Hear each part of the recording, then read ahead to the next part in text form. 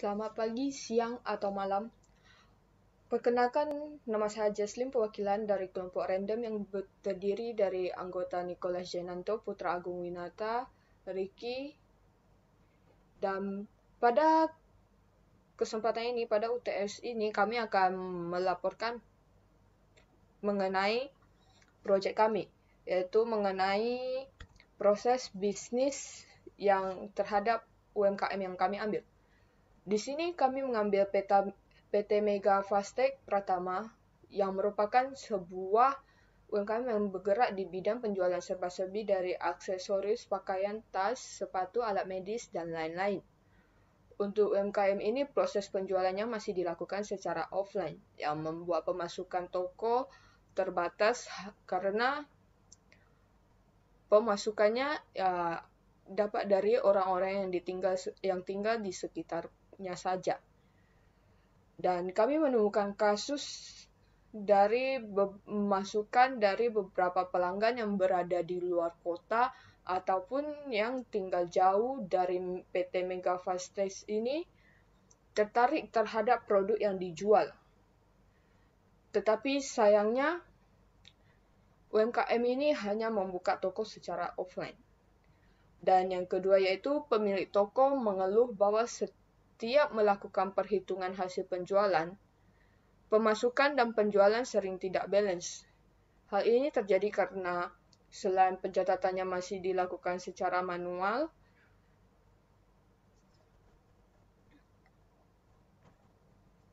dan solusinya untuk permasalahan UMKM yang masih membuka toko offline ini, kita dapat atasi dengan mendaftarkan ataupun membuka all shop ataupun online shop di media sosial ataupun di e-commerce.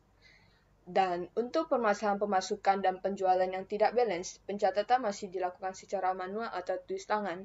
Solusi untuk permasalahan tersebut adalah kita bisa menggunakan fitur laporan dalam aplikasi online shop atau e-commerce yang kami rancang agar pihak accounting, finance, maupun stakeholders lainnya dapat memantau lewat fitur tersebut.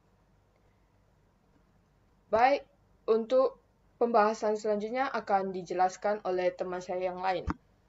Dalam bagian flowchart, pertama ada start, lalu masuk ke login, dan validasi user. Jika user berhasil login, berarti user langsung search barang yang ingin dibeli.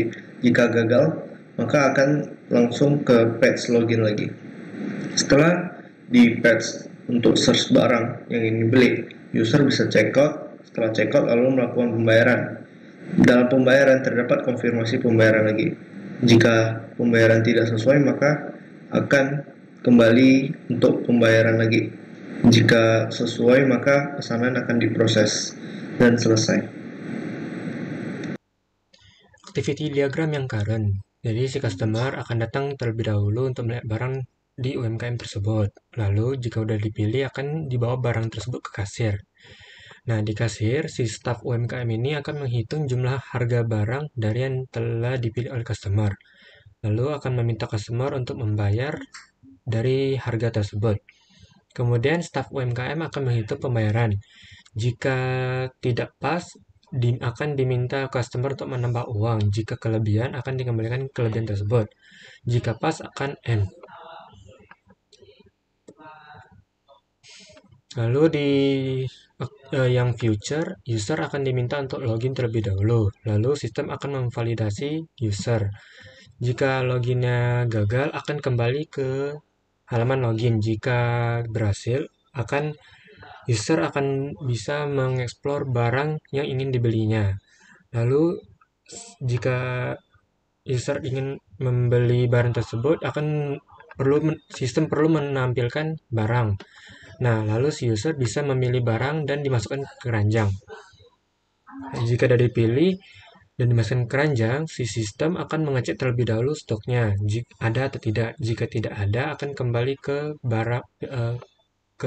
halaman pilih barang dan tampilkan stoknya tak ada. Kalau ada, akan melakukan check out. Nah, di check out ini user akan melakukan pembayaran. Setelah itu sistem akan cek pembayaran tersebut sesuai atau tidak. Kalau tidak sesuai, nanti user akan menerima notifikasi gagal, lalu kembali ke pembayaran. Jika sesuai, admin akan menerima notif pesanan baru. Nah, si admin ini kemudian akan memproses pesanan tersebut hingga dikirim ke user, lalu user akan mengkonfirmasi apakah pesanan tersebut sudah diterima atau belum. Kalau belum, akan kembali lagi ke admin bahwa masih dalam proses. Kalau sudah, si admin akan menerima notif pesanan bahwa itu telah selesai, lalu end. Berikut adalah use case diagram aplikasi belanja secara online atau e-commerce. Terdapat dua aktor, yaitu admin dan customer.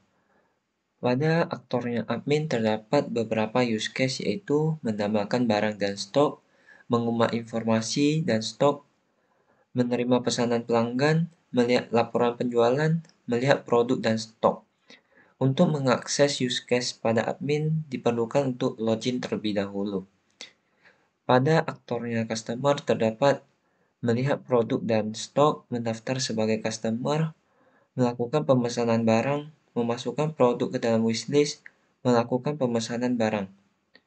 Untuk mengakses use case customer ini diperlukan login terlebih dahulu kecuali use case mendaftar sebagai customer. Sekian presentasi dari kami.